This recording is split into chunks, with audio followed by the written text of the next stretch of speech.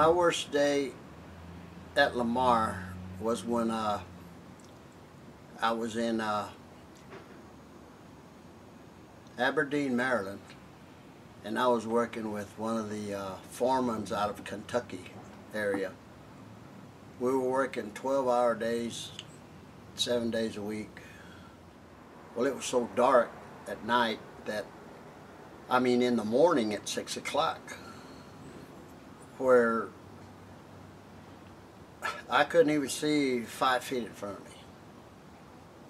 And we were moving equipment over towards the building, and I ended up falling into a chug hole. A pretty good sized hole that made me jar myself and throw myself out of balance. And I never did feel anything until 3 or 4 days later. I started complaining about it, and I talked to the foreman.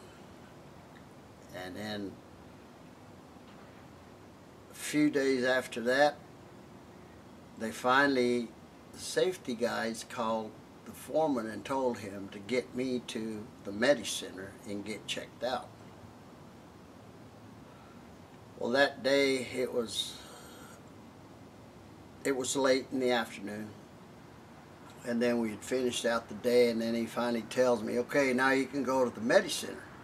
You know, after working and lifting all this stuff. I couldn't bear the pain that I was going through. So the doctor diagnosed me with